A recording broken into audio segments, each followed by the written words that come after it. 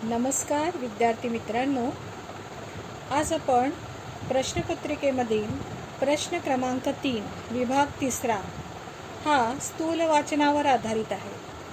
पुस्तकामध्ये आपल्याला स्थूल वाचनाचे एकूण 4 पाठ आहेत. प्रश्नपत्रिकेमध्ये स्थूल वाचनावरती एकूण 6 मार्काचा प्रश्न असतो. त्यामध्ये 3 प्रश्न दिलेले असतात आणि त्यापैकी कोणतेही 2 तुम्हाला सोडवायचे असतात. प्रत्येक प्रश्न हा 3-3 मार्काचा. तर आज आपण स्थूल वाचनाचा हा पहिला पाठ आहे, बाल साहित्यिका गिरिजा कीर हा पाठ आपण आज पाहणार आहोत. बाल साहित्यिका गिरिजा कीर याच्या स्थूल वाचनाच्या लेखिका आहेत डॉक्टर विजया वाड. डॉक्टर विजया वाड या एक प्रसिद्ध लेखिका व बाल साहित्यिका म्हणून मराठी रसिकजनांना सुपरिचित आहे. त्या मराठी विश्वकोश मंडळाच्या 9 वर्ष अध्यक्ष होत्या. त्यांनी विपुल लेखन केले आहे. त्यांची एकूण 117 पुस्तके प्रकाशित आहेत. 2007 साली सांगली येथे झालेल्या मराठी बालकुमार साहित्य संमेलनाचे अध्यक्षपदही त्यांनी भूषवले आहे. साहित्य क्षेत्रातील महाराष्ट्र राज्य पुरस्कार, महाराष्ट्र साहित्य परिषदेचा पुरस्कार, शिक्षण क्षेत्रातला जिजामाता पुरस्कार यासारख्या 95 पुरस्कारांनी त्यांना गौरवण्यात आले आहे.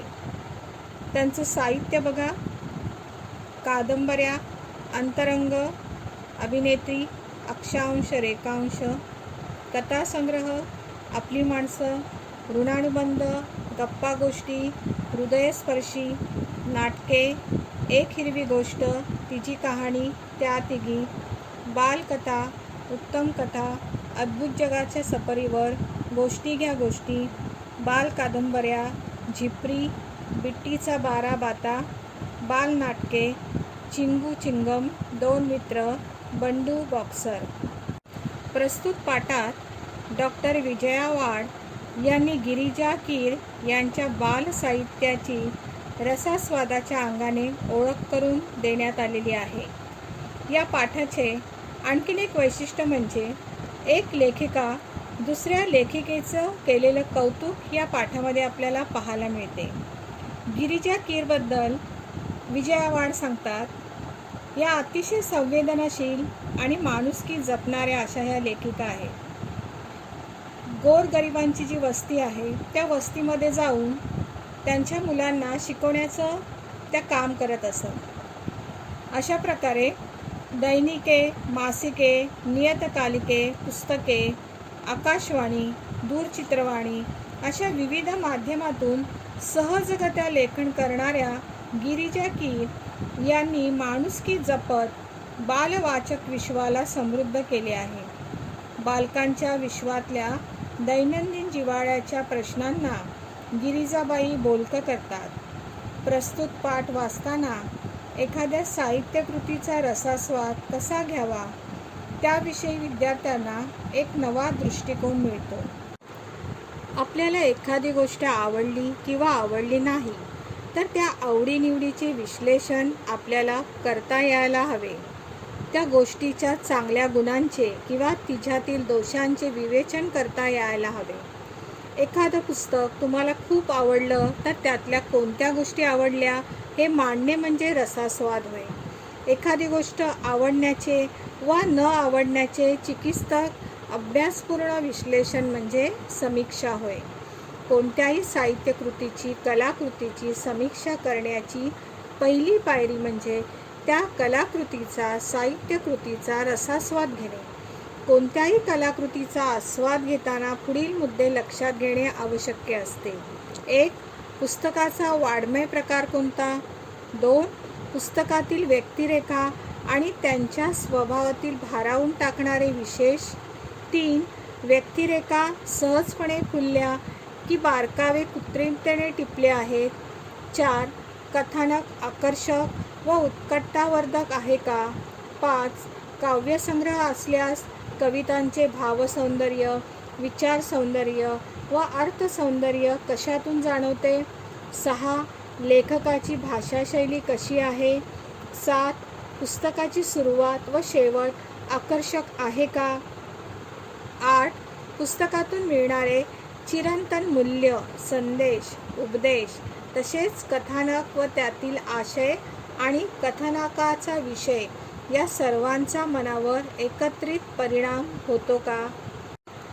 आज मी गिरिजा कीर यांच्या बालसाहित्याबाबत लिहिणार आहे. विपुल साहित्य निर्मिती करूनही गिरिजाबाईंच्या लेखनात तोचपणाचा दोष अभावानेही आढळत नाही. हे त्यांचे सर्वात मोठे यश आहे. त्यांची नाटुकली आपण वाचलीत तर आपल्या असं लक्षात येईल की चमत्कार, अद्भुत रम्यता या साऱ्यांपेक्षा बाईंना दैनंदिन जिव्हाळ्यांचे प्रश्न खूप महत्त्वाचे वाटतात आणि तेही बालकांच्या विश्वातले. त्यांच्या काही बालनाटिकांकडे मी आपले लक्ष वेधू इच्छिते.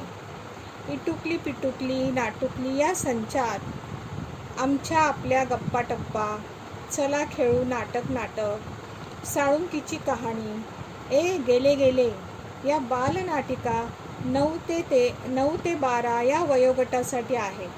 तर नीला राणीचा दरबार आणि मी कोण होणार या नाटिका बालवर्गासाठी आहेत. मला बालवर्गासाठी असलेल्या बालनाटिकांचे विशेष महत्त्व वाटते, कारण हा प्रांत पूर्णतः दुर्लक्षित असा आहे. पुण्याच्या रजनी परांजपे या वयोगटासाठी साधी सोपी जोडाक्षरविरहित पुस्तके प्रकल्प म्हणून तयार करून घेतात. त्यांच्या या स्तुत्य प्रयत्नाला गिरिजाबाईंची ही बालनाटके साथच देतात. मला विशेष आवडलेल्या एका बालनाटिकेचा उल्लेख करते. नाव आहे एक अर्ज आहे बाप्पा. सुजाता आणि सदानंद यांच्या घरात घडणारी ही गोष्ट. घरातील मोठी माणसं बाहेर गेलेली आहेत आणि अशावेळी छोटी मुलं महत्त्वाचा विचारविनिमय करत आहेत. मुलांसाठी कोणता प्रश्न इतका निकडीचा असतो? तर आई, बाबा, शेजारी या मोठ्यांचं बॉसिंग त्यांना सहन होत नाही. पण हे सांगणार कुणाला? मग सर्वांना वाटतं की आपल्या तक्रारीचा पाडा वाचू अर्जात आणि हा अर्ज चक्क बाप्पापुढे ठेवूया. देव नक्की प्रसन्न होईल. आणि मग सुरू होते एक सामुदायिक अर्ज लेखन. इथे लेखिकेने काय छान तक्रारी मांडल्यात. आईची शिपॉनची साडी नेसायला मिळालीच पाहिजे. बर्फ का कोला खाण्याची आजादी पाहिजे. भेळ खायला मिळायलाच हवी. मधू, भाऊ, विनया ही मित्रमंडळीच कशी बाप्पाचं रूप घेऊन येतात आणि एकमेकांशी कशी भांडू लागतात त्या प्रसंगात गंमत आली आहे. या नाटिकेला मुलांच्या मनाच्या खिडक्या उघडण्याचे कौशल्य लाभले आहे.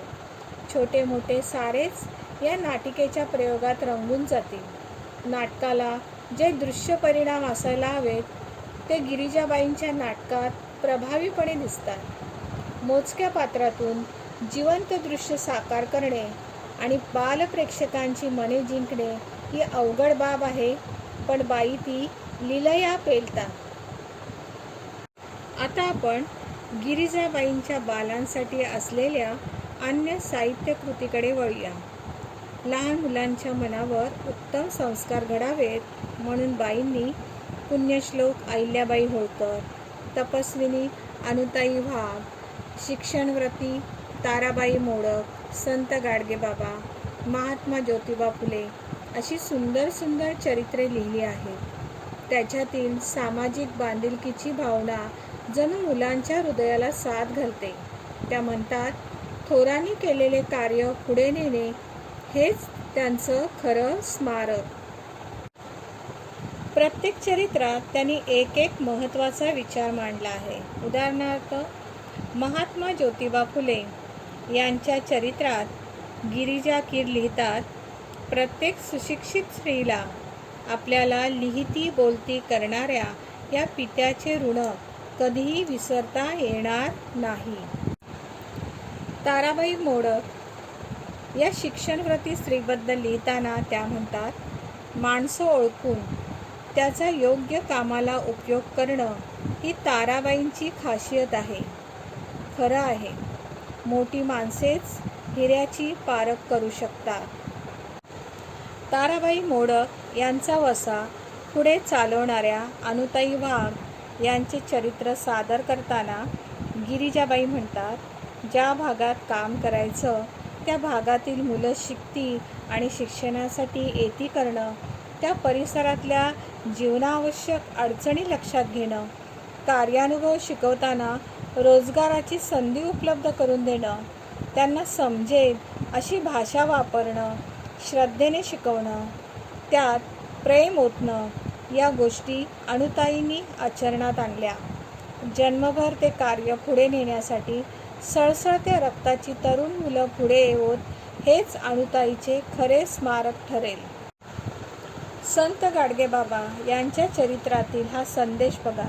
मुलांनो, संतपद प्राप्त व्हायला चमत्कार करावे लागत नाही, विभूती लावून ध्यानस्थ बसावे लागत नाही, पहाडात निघून जावे लागत नाही.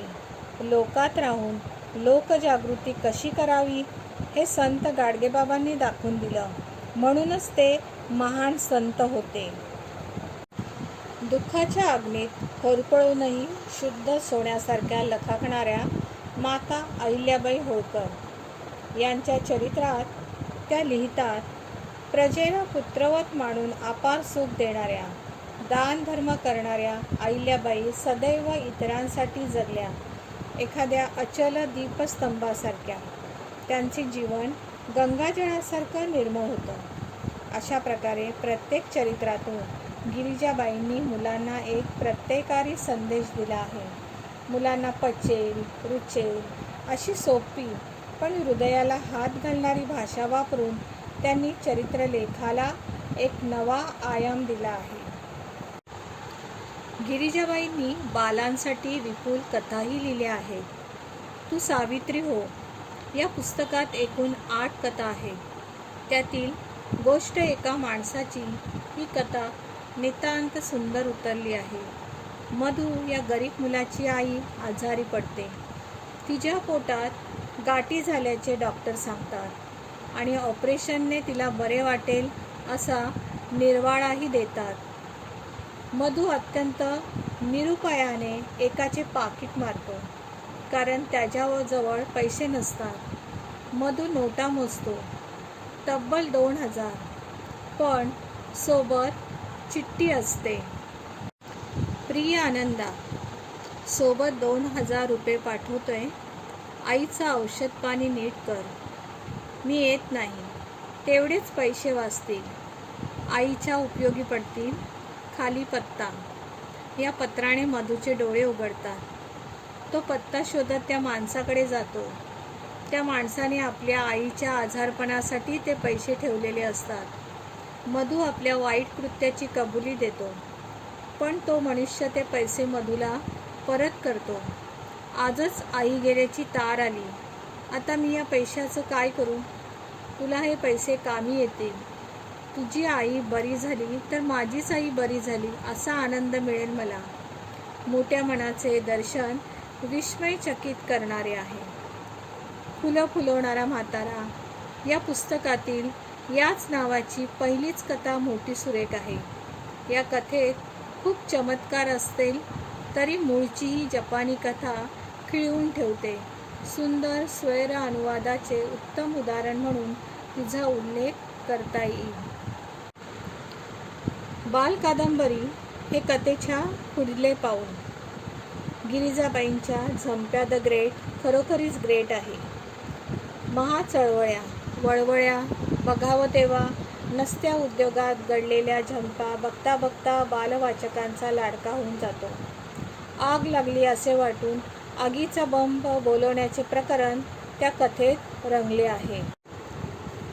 एड बंबू ढब्बू ही बाल कादंबरी मनोरंजक आहे. प्रत्येक लहान मुलं आईचं आपण आवडतं व्हावं या प्रयत्नात असतं. ढब्बू हा मुलगा आईला उगाच त्रास देणारा नसतो. ताईचा साखरपुडा असतो, त्यासाठी घरात मिठाई केलेली असते. काही गरीब मुले मागू लागतात. डब्बू नाही म्हणतो, पण आई म्हणते, तुकडा तुकडा देऊन टाक त्यांना. कुणाला दुःखी ठेवू नये, सर्वांवर प्रेम करावे. डब्बू ते ध्यानात ठेवतो. दुपारी सगळे वामकुक्षी घेत असतात. त्यावेळी आईने वायांना देण्यासाठी आणलेले मिठाईचे ताट डब्बू भिकाऱ्यांना वाटतो. तो भाग वाचकांना आवडावा असा आहे. एकूणच गिरिजाबाईंच्या शब्दांचे इतके सुंदर दान पडले आहे की अनंत हस्ते कमलाकराने, देता किती घेशील तू कराने असे वाटावे. गिरिजाबाईंच्या लेखणीला त्यांच्या संस्कारक्षम वाङ्मयाला माझा अंतःकरणपूर्वक मानाचा मुजरा.